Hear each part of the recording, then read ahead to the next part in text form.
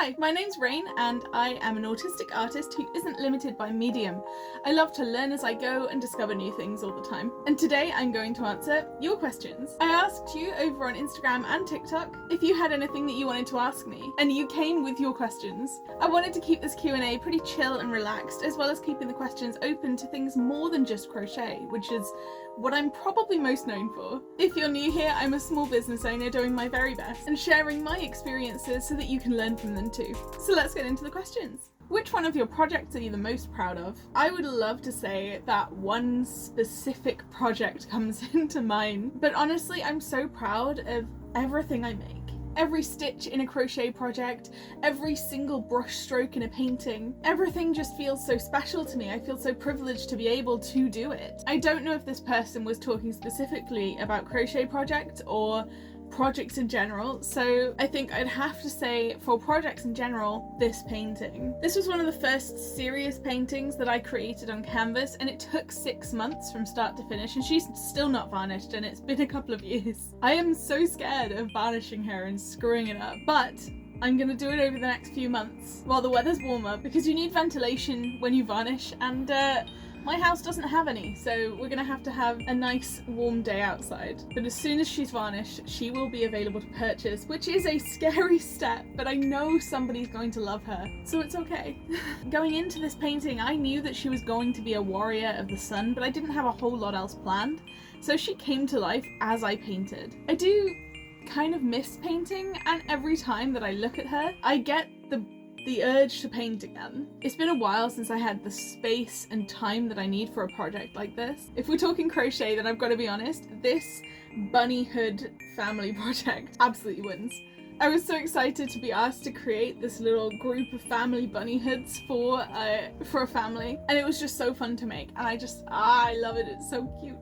What's your favorite brand of yarn? That honestly depends a lot on what I'm making specifically. I'm currently in the process of knitting this jumper with Drops Air yarn, and it is the most lightweight yarn, and it's still chunky, but like super lightweight and so incredibly soft. I've got to be honest, I love it. This is all I've ever used it for, and I started this last year and just haven't had time to finish it because I've been busy working, but I will finish it this year, probably. My favorite super chunky weight yarn probably is the King Cole Stormy yarn, specifically in the colour Horizon, which I use for my fox hoods, and unfortunately it's been discontinued. So if anybody knows of a dupe for that colour, please let me know, because I am struggling out here. I also really love the Yarnsmiths Create Super Chunky because it is so soft. Anybody who has sensory issues who requests a hood, this is the yarn I recommend because it's so incredibly soft. And I also love the King Cole Explorer line because the colourways are so interesting. One of my very first hoods was made using that, I think it was in the Cook shade, and I love it. I think it's absolutely gorgeous. My favourite yarns when I'm working with faux fur are Cedar Alpine and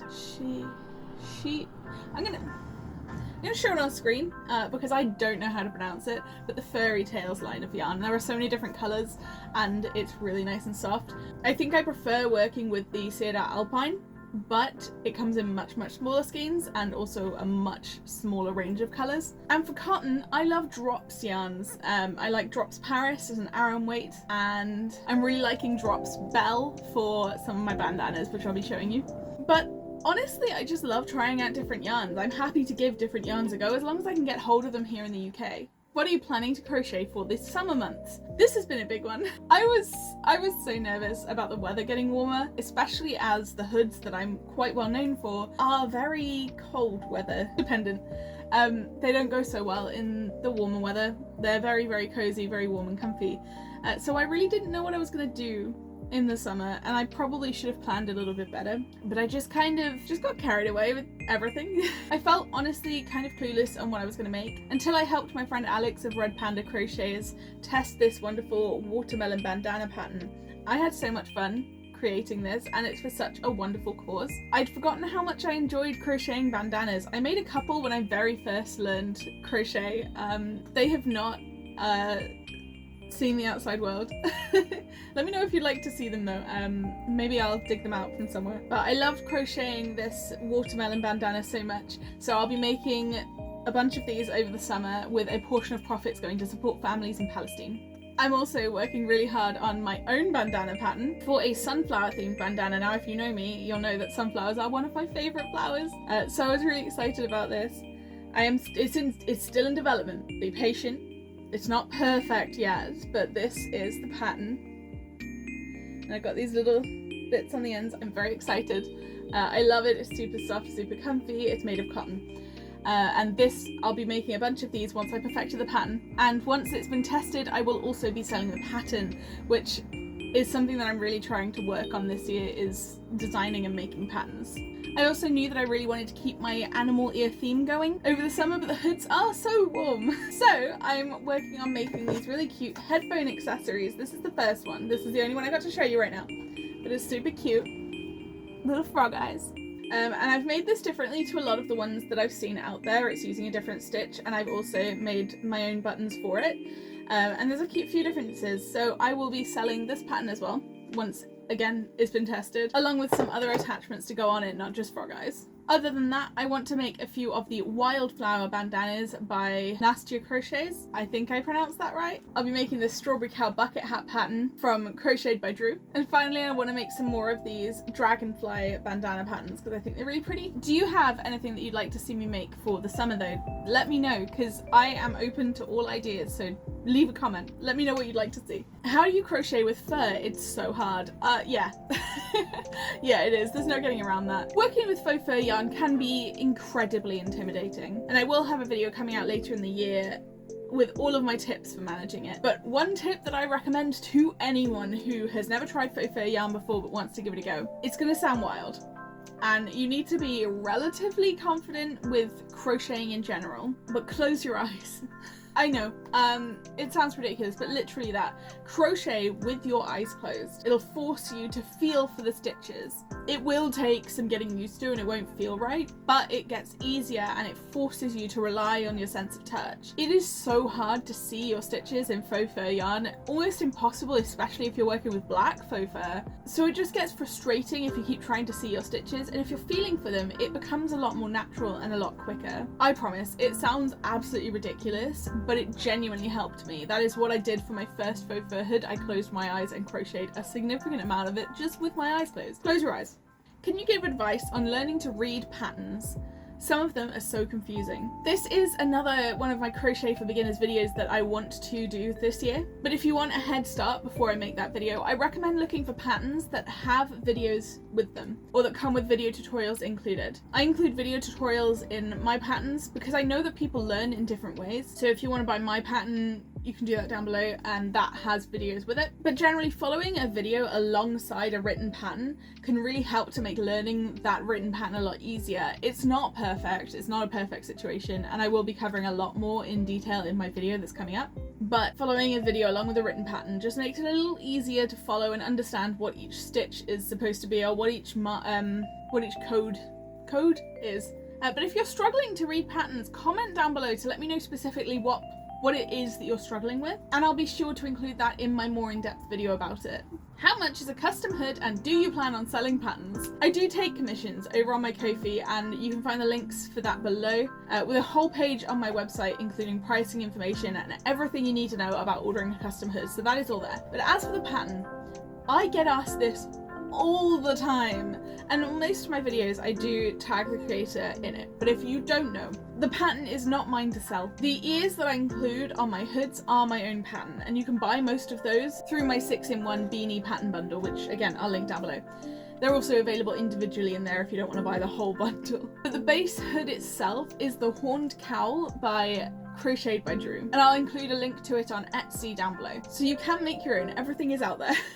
Where can I find you to buy your patterns? My website. I do also sell my patterns over on Ko-fi if you prefer that, but everything is available on my website, RAYNCLOUD.art. At the moment I just have the 6-in-1 animal ear beanie pattern bundle, but I will have more available real soon, and as I've mentioned, I plan on really working on pattern design and pattern development over this year.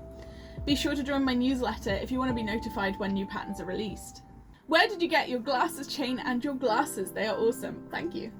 I get this also all the time. I think this comment was actually talking about these glasses, but these are from the same place, so it all applies. The chains are almost always from Spaith and Arts on Etsy. If you see me in glasses chains and they have little D20s on them, they're from Spaith and Arts. My glasses are from Firmoo. The ones I'm wearing now were gifted by Firmoo, but I've been using them for years. And these ones I bought 2 or 3 years ago, I think. If you're looking for unusual and fun prescription glasses that are actually affordable, I highly recommend them. What's your favourite colour? Mine's pink. Mine's also pink. Might be obvious. I am a pastel person, so pastel pinks, pastel greens and yellows for me. I spent so long as a teenager actively hating pink. I was very vocal about it. And it was because it was perceived as really girly. And when I finally came out as non-binary as an adult, somehow it became more comfortable for me. I don't know what happened there, but I'm happy about it. What is your favourite thing to create? Drawing, crochet, etc. Honestly, they all have a place in my heart, and I genuinely don't know if I could pick a favourite. I haven't had much time for painting lately, and unfortunately it just doesn't seem as popular, so I can't justify spending the time on it at the moment. So I do miss painting, but I love crochet. I'm feeling a bit of a revival in my love of crochet at the moment. Because I'm working on new patterns and learning a lot of new things, and that is always really exciting for me. Do you prefer traditional or digital art for your painted or drawn pieces? If I had to choose, I think I'd say traditional because of the unpredictability and the messiness of paint, but in reality I love both, just for very different reasons. Digital art makes art accessible to me, even when I don't have a lot of energy. Or if I can't handle getting messy that day. It's an amazing way to plan my projects as well. There's a beauty to both, and they're both so incredibly important to me. AI art, on the other hand, does not have a place in my heart or soul or space. How do you feel about AI art? Do you want to know more about my feelings on AI art? You're welcome to leave a comment below. What are some things you know now that would have been beneficial to know when starting a business? I have a whole video about that here, where I talk about the things I wish I knew before starting. But if I was going to tell you anything, it would be that it is slow. It is a slow process, and that's okay. It takes time to grow a business, an audience, a community, but that's how you keep it going. That's how you make it sustainable. It is so important to be patient with yourself in the process and know your own limits. When you're starting a small business, you need to be able to tell when things are getting a little bit too much for you and then you need to step back. When things really get going in a business, it is terrifying to step back. But there comes a point where you need to accept that charging forward at that speed just isn't sustainable in the long term. And it's okay to take it slower. And I think that's probably the biggest thing I would have liked to know, is that when my business started really slow, I felt so down on myself that nobody was buying, or the only people who were buying were people like my family and friends who were just trying to support me, which is lovely and wonderful, but it's not the same thing. But it's important to acknowledge that it's going to be slow, but that is okay, and you need to be okay with that, and you need to know your own limits. Are you worried about losing customers in summer because you make winter stuff? Yeah. Yeah, quite simply, I'm absolutely terrified. Most of you found me through my viral hood video, and I can already see interest in my hoods dropping as the weather gets warmer.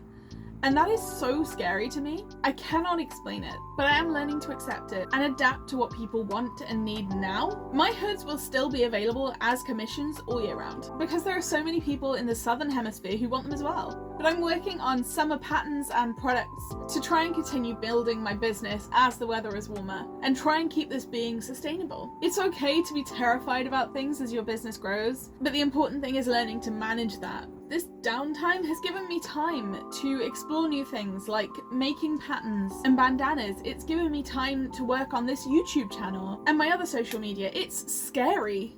Absolutely, it's terrifying, but it's not bad. So on that note of hope and excitement for the future, thank you so much to everyone who sent in a question. It was so much fun answering them for you. If you had a question that I didn't answer this time, keep an eye out for a future Q&A video. And if you have a question that you never got to ask, leave a comment down below. Thank you so much for spending some time with me today, and I hope you have the most wonderful day.